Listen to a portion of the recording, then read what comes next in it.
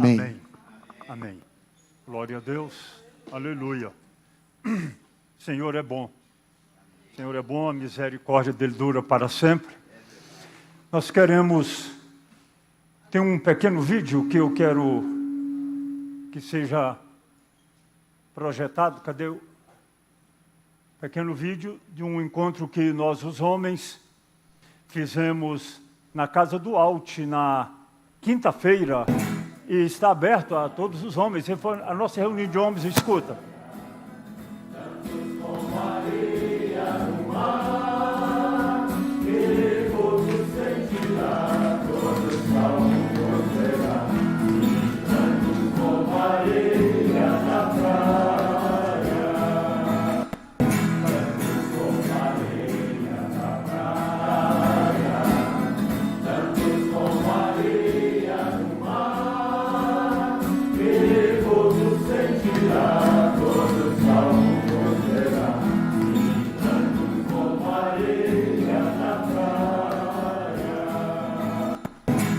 Bom, aleluia. Foi um tempo precioso.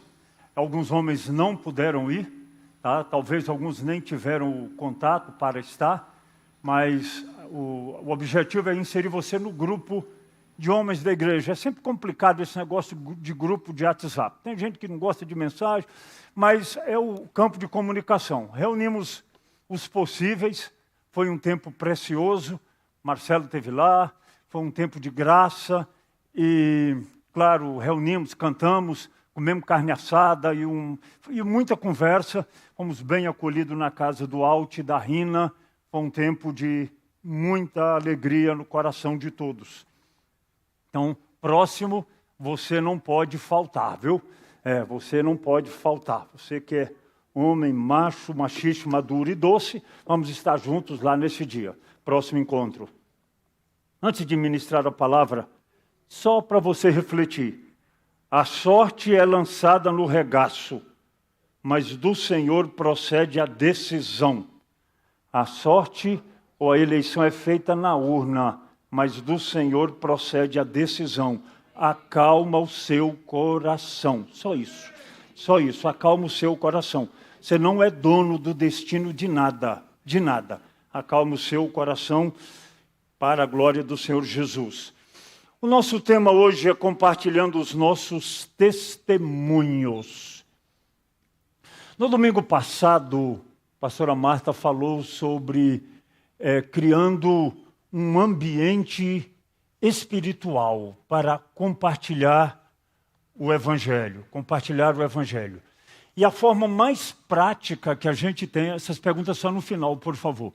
E a forma mais prática que a gente tem para compartilhar o Evangelho é exatamente quando a gente é capaz de ouvir o outro.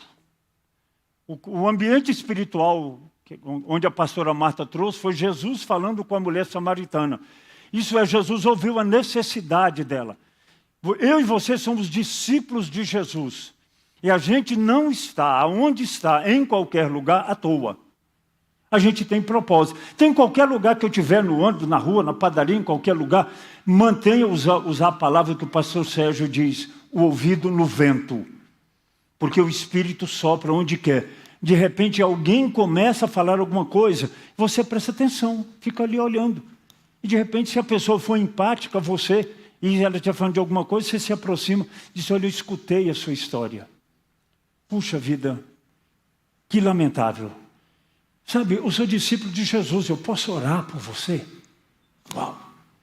Criou um clima espiritual. Aí você ora pela pessoa, e aí se a coisa esticar um pouquinho, você fala, quero falar um pouco de por que eu posso orar por você, a diferença que Jesus fez na minha vida.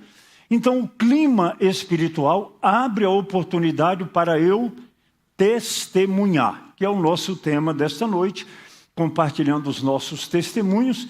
Ouvimos já o testemunho da irmã Anete, compartilhado dos grandes feitos de Deus.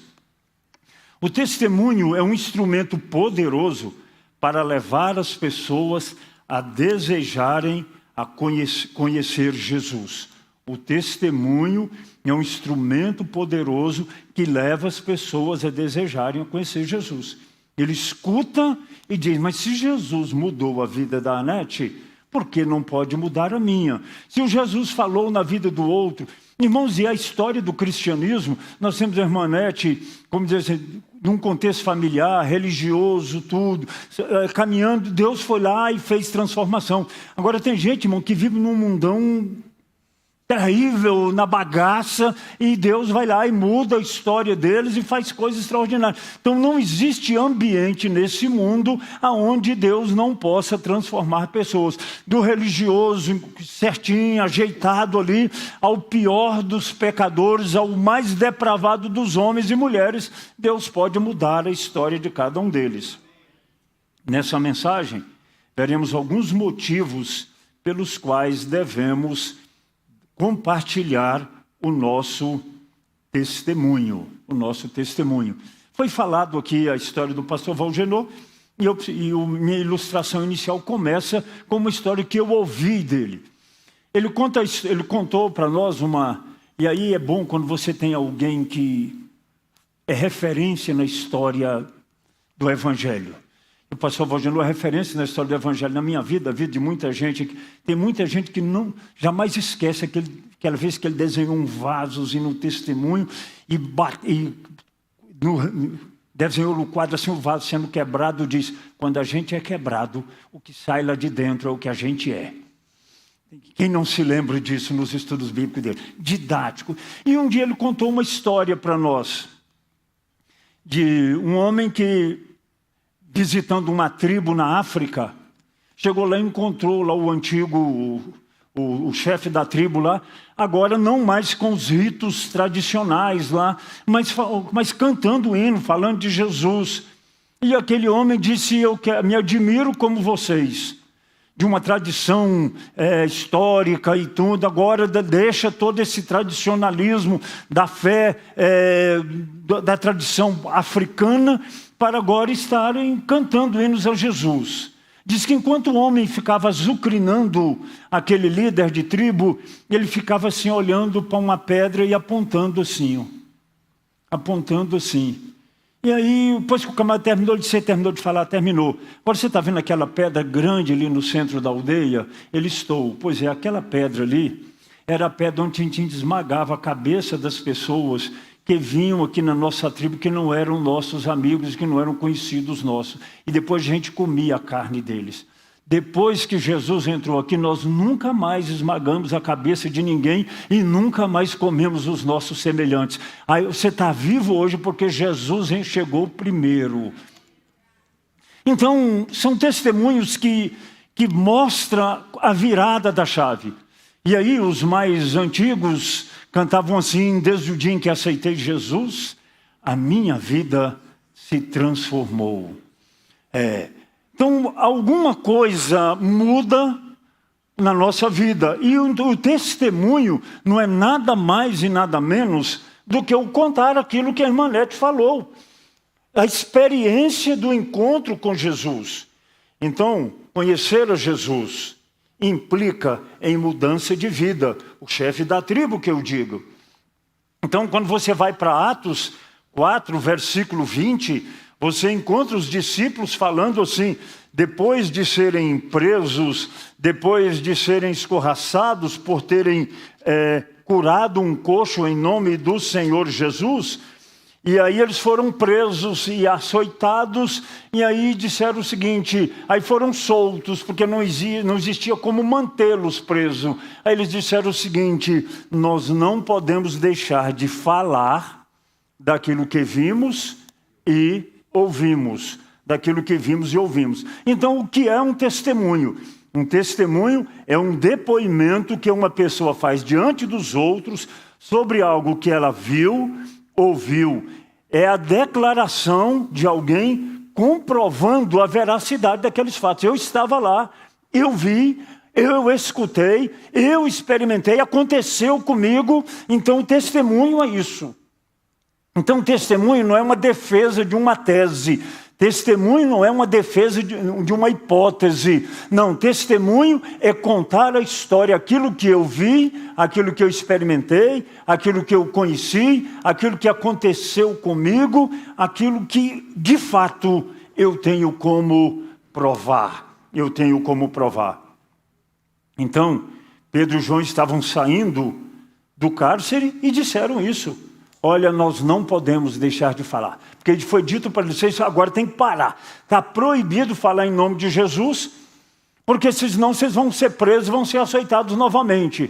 Eles disseram, olha, o que vocês vão fazer conosco pouco importa. A gente não pode deixar de falar daquilo que vimos e daquilo que ouvimos. Não se pode silenciar uma testemunha. Quem silencia o testemunho milita contra a verdade. Milita contra a verdade. E existe uma verdade absoluta. Há poder no nome de Jesus para transformar o mais miserável dos pecadores. Há poder no nome de Jesus para fazer coisas extraordinárias. E aí eu preciso dizer isso para as pessoas. Porque se você teve uma experiência com Jesus, ela aconteceu para que você possa prestar o seu depoimento. O testemunho tem o poder de atrair pessoas.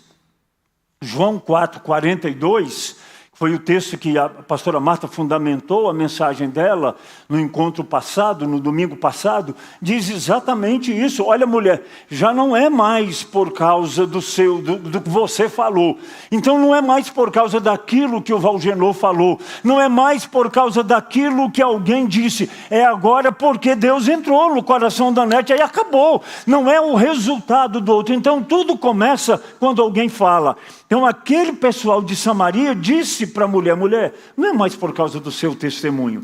Ele foi muito bom para que eu chegasse até Jesus. Mas agora, quando eu cheguei em Jesus, agora eu tenho a minha própria experiência com Jesus. Ele agora habita em mim.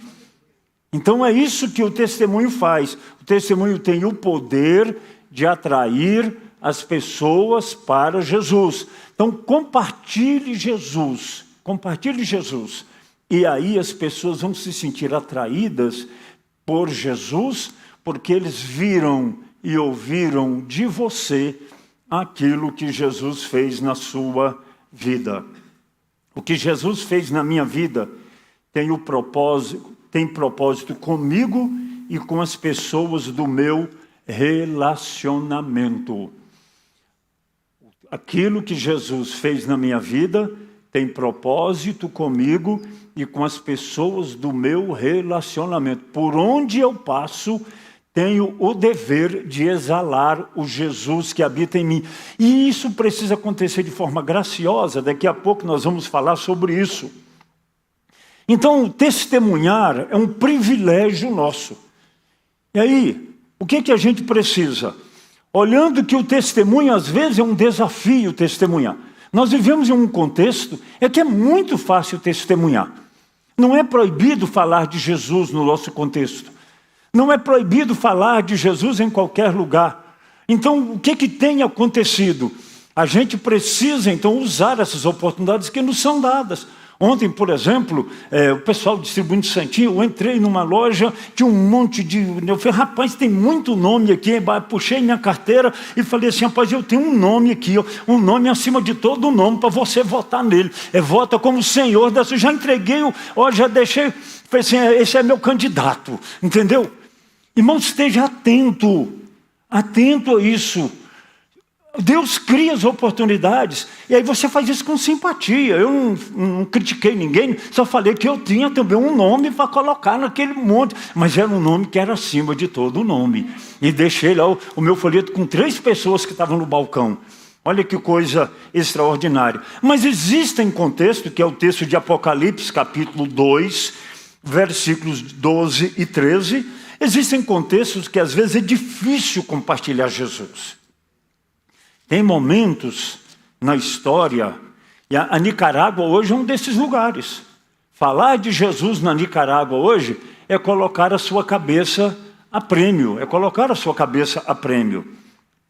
Mas observe bem, Apocalipse 2, versículos 12 e 13, Diz assim: conheço o lugar onde habitas, está o trono de Satanás, e que conservas o meu nome, não negaste a minha fé, ainda que nos dias de Antipa, minha testemunha, meu fiel, o qual foi morto entre vós, onde Satanás habita.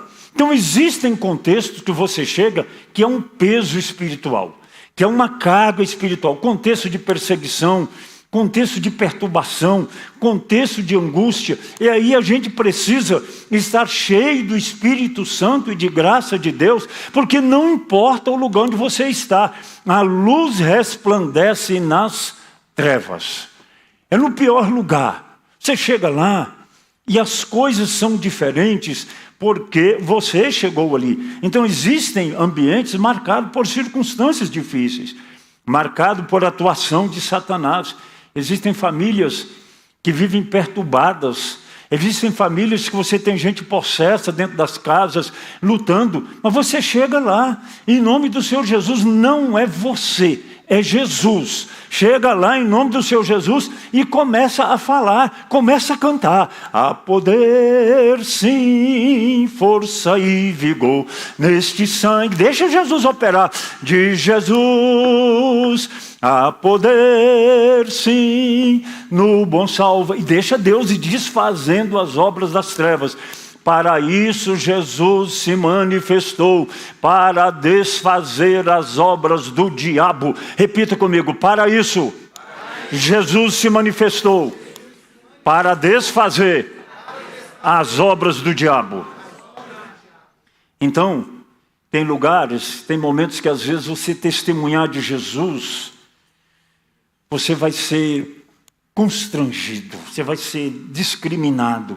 Mas num ambiente como esse, essa igreja em Pérgamo, o que ela fez? Ela não negou a fé. Irmãos, nos momentos difíceis, é momento de você sustentar a fé. Sustentar a fé, quando tudo está facinho, é legal. Agora, quando a pressão vem sobre você, quando o ambiente é todo contra você, você se manter altaneiro, firme na fé, no meio de uma tentação extraordinária. Ambientes perniciosos, contaminados. E aqui eu vou contar uma história. Eu tinha 19 anos, sempre seguindo Jesus, e eu fui trabalhar em um lugar. E nesse lugar nós éramos cerca de 6 homens na sala, mas era um ambiente... circulava muita gente, porque nós éramos prestadores de serviço na área de prótese, então estava sempre muita gente na sala. Então ter 10 pessoas na sala era coisa muito comum. E naquele ambiente eu era o único discípulo de Jesus. E caiu sobre mim um peso extraordinário, porque apareceu uma mulher. E por incrível que pareça, com todo o aspecto que eu tinha, parecia Jesus no capítulo 53 de Isaías, sem beleza e sem formosura, e não tinha nada que atraísse, não tinha dinheiro, não tinha nada, quebrado, andava com a mochilinha da SEB nas costas, onde eu carregava a minha marmita, mas aquela mulher se encantou por mim. E ela foi na sala, diante de todo mundo, disse: Walter, eu quero que você saia comigo. Eu falei: Senhor, eu não vou sair com você. Você imagina você dizer isso diante de 8 homens. Aí começou. Ela foi embora, foi para a sala dela e voltou. E os camaradas começaram: e aí, pá, tu não é homem, você não é isso, você é aquilo, pá. E a pressão veio. Daí a pouco o andar sabia, daí a pouco o prédio todo sabia. Naquele período, eu fui rotulado no prédio como homem que fugia de mulher. E aí o nome foi bem apropriado ao contexto da época com que eles se referiam a mim. E finalmente um dia, a coisa foi muito grande, como diz, mas preciso de resumir. Um dia, num momento lá, um monte de gente... E ela se posta diante de mim: e aí, você vai sair ou não vai? Vestida sedutoramente, E o meu chefe, um camarada muito interessante, abriu a carteira, botou um dinheiro em cima da mesa, botou a chave do carro e disse: ele vai sair com você, porque se ele não sair é porque ele não é homem. Está aqui a chave do carro e está aqui o dinheiro do motel. Agora vamos ver se ele é homem ou se ele é. Aí usou o termo. Diante daquele quadro eu peguei, de graça a Deus, respirei fundo, peguei a chave do carro, peguei o dinheiro e devolvi para ele. Disse assim: eu não vou sair com ele, está aqui o seu dinheiro e está aqui a sua chave. E ela saiu e foi para a sala dela. E era uma coisa maligna, porque estava desesperada. Eu nunca tinha visto a mulher na minha vida. Aí eu orei, pedi a Deus graça, respirei fundo e fui à sala dela. Agora quem foi foi eu. Pedi misericórdia, cheguei na sala dela, falei assim: eu vim cá dizer um negócio para você. Por que é que eu não vou sair com você? E digo: não tem nada a ver com você. Não é que você não seja bonita. E não é que você não seja desejável. É porque eu sou discípulo de Jesus, sou seguidor de Jesus. E um seguidor de Jesus tem alguns compromissos. Aí comecei a listar para ela quais eram os meus compromissos como seguidor de Jesus. Falei assim: é por isso que eu não vou sair com você. Porque um seguidor de Jesus tem um dos compromissos que ele tem é que o relacionamento íntimo vai acontecer no ambiente de casamento. E eu não vou me casar com você, não conheço você, namoro uma moça, vou ficar noivo com ela daqui uns dias e ela vai ser a mulher com quem eu vou me casar e viver o resto da vida. Não vai ser você. Tá legal? Ela pediu conta do emprego. 3 dias depois, ela sumiu, 3 dias depois ela voltou e pediu conta do emprego. Quando ela apareceu na sala, ela estava bêbada, com o cabelo todo esvoraçado. Eu estou assim por causa de você. Falei assim: isso não tem nada a ver comigo. Então a primeira coisa que eu quero dizer no testemunho é que cada um de nós, para testemunhar, precisa se posicionar quem você é. A gente tem que ter identidade de Cristo, meu irmão. A gente tem que ter identidade de cristão, postura de cristão, para sustentar quem a gente é. Se eu não tenho segurança da minha fé, eu vou depor o quê? Eu vou contar o quê? O que eu vou dizer? O que eu vou resistir? Como é que eu vou embarcar nessa onda?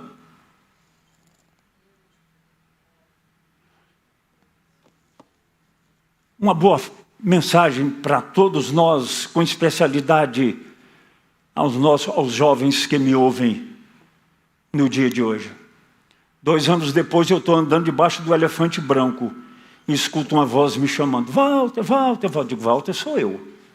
Parei. De repente veio uma pessoa correndo. Quem é? A mesma pessoa. E disse: Walter, você se lembra de mim? Aí eu usei a frase tradicional: como poderia esquecê-la?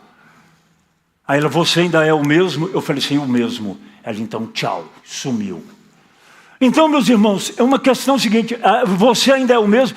Quero dizer para você que o Walter ainda é o mesmo, viu? Glória a Deus. Porque o meu encontro com Jesus não foi um encontro para um período da vida. O meu encontro com Jesus foi para ser fiel até a morte, eu ir com Ele, até me encontrar com Jesus nos ares. Ter coragem de se posicionar. Não nega a fé no meio de tribulação. Você pode imaginar o nível de tribulação para um moço no meio de uma sala de homens, em uma pressão, quando disse no elevador, no prédio, tudo aquilo, todo mundo me zoando. O nível de tribulação e de perturbação na mente de um rapaz. Aí eu preciso de ter muita segurança de quem eu sou. O bom testemunho sobre Jesus faz manter a fé viva em meio a tribulações. Não tenha medo de se posicionar. Podem te chamar do que quiser. Tenha coragem de dizer: sou discípulo de Jesus de Nazaré. E um discípulo de Jesus de Nazaré tem compromissos. Isso é testemunho, meu irmão. Isso é testemunho. E esse testemunho ficou bem conhecido dentro do prédio, e para muitas pessoas que trabalhavam comigo. Então, Pedro vai um pouco mais além E diz lá no capítulo 3 da primeira carta de Pedro, versículos 15 e 16, ele diz exatamente assim: santificai a Cristo como Senhor em vosso coração, e estejais sempre pronto para responder, estejais sempre prontos para responder a todo aquele que pedir a razão da esperança que há em vós, fazendo-o todavia com mansidão. Diga assim: eu preciso estar pronto. De novo, eu preciso estar pronto para dizer, porque eu creio no que creio, e o resultado disso na minha vida. Mas eu preciso de dizer isso com mansidão, com graça, sem agredir ninguém. Não xinguei a moça, não xinguei meu chefe, não xinguei ninguém. Não esculhambei com ninguém, não fiquei de mal com ninguém. Mansidão, segurança da salvação. Pedro diz: santifique a Cristo no seu coração. Vivam de tal modo que... Isso significa isso. Vivam de tal modo que as pessoas percebam que Cristo é o Senhor da sua vida. Isso dá autoridade ao testemunho. Isso é, se o que eu falo não bate com o meu estilo de vida, o testemunho fica desprovido de autoridade. Então, se eu vou testemunhar, e eu espero que você saia daqui com vontade de testemunhar, empolgado para testemunhar, mas faça isso respaldado com um estilo de vida pertinente ao testemunho que você tem. Prontos para responder. Isso é, equipado, dispostos. A apologética é a parte da teologia, da defesa da fé. É gente que cheia de argumentos para defender a fé. Isso é bom, é necessário. Os códigos doutrinários vêm da apologética. Mas você não precisa ser um apologista para testemunhar. Você basta de fazer o que a Armanete fez. Contar o que Jesus fez na sua vida. Isso é testemunho. Você nem precisa ter muitos argumentos teológicos. Não, você só precisa testemunhar a mudança que Jesus fez na sua vida. E pronto, é sem medo. Você é semeador, você é gente de fé. Esteja pronto, esteja provido para fazer isso, equipado. Você precisa de ter pelo menos 1 ou 2 versículos na sua mente, no seu coração, para ministrar às pessoas. Eu sei, independente do endereço, você sabe que o versículo: vinde a mim, todos vós. De novo, eu quero saber se toda a igreja sabe: vinde a mim.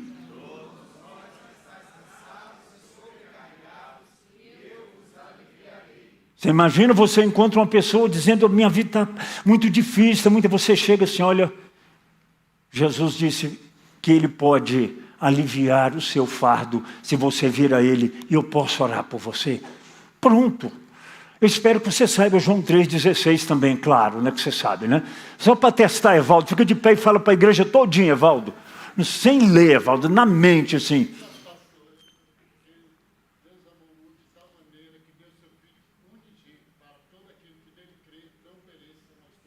Evaldo, eu sei que quando eu falo assim, você empolga e treme, mas fique de pé e fala mais alto para a igreja toda escutar.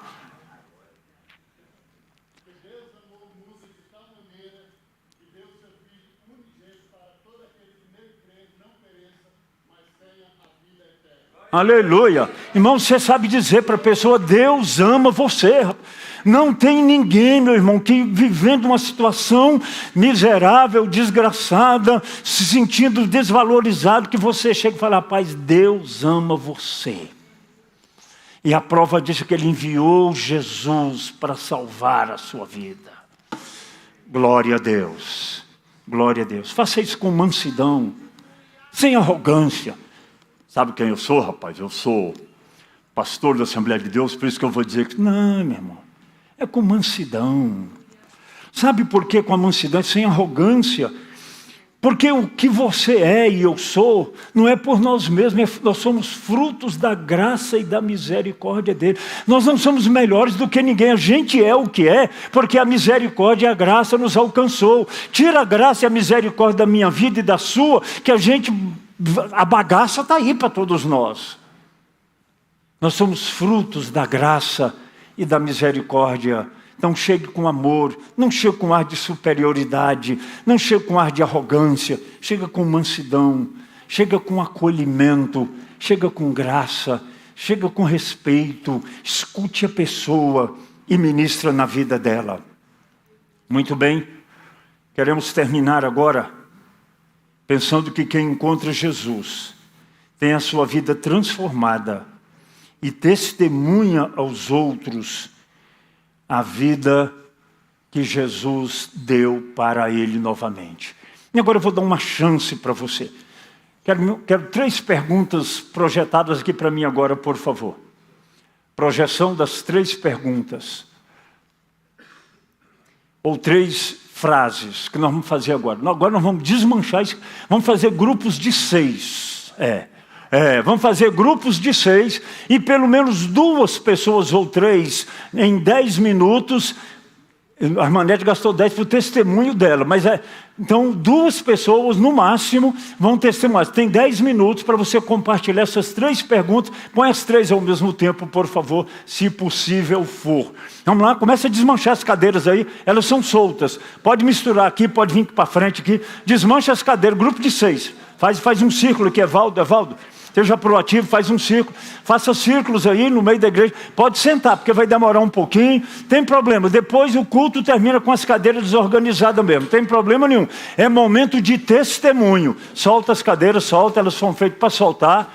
Pode soltar, vira. Grupo de 6 pessoas, vamos lá. Alguém juntando aos coelhos lá, alguém juntando lá com a família dos coelhos lá. Vamos lá, misturando. Agora é momento de testemunho. Testemunho. Como se deu o meu encontro com Jesus, o que mudou em minha vida depois que eu me tornei discípulo de Jesus e quais os meus compromissos sobre dar o meu testemunho. Quais os compromissos que eu tenho? Vamos lá, quais os compromissos em dar o meu testemunho? Vamos lá, misturem. Olha aqui, tem vaga aqui na frente, vem cá, Marcelo, vem aqui para frente aqui, ó. Tem vaga aqui, ó, tem vaga aqui no grupo do Evaldo e da Beth aqui. Coelho, vem cá para frente. Isso. Maravilha.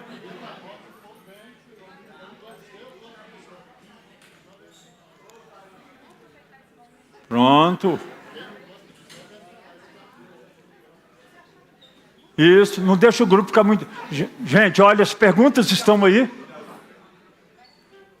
Atenção, preste atenção aqui, ó. Não dá para todo mundo falar. Então, 2 pessoas no máximo, uma começa. Se der tempo, a outra fala. Mas pelo menos 2, a ideia é que 2 pessoas gastem cerca de, cada uma gastando 5 minutos, ok? Se não tiver a fluência da irmã Anete, em 5 minutos você consegue, ok? Mas traga um testemunho, respondendo essas perguntas. Como se deu o meu encontro com Jesus, o que mudou em minha vida e quais compromissos que eu tenho em dar o meu testemunho. Que compromisso eu estabeleço com a igreja agora? Vamos lá, podemos começar e depois a palavra já está com o pastor da igreja.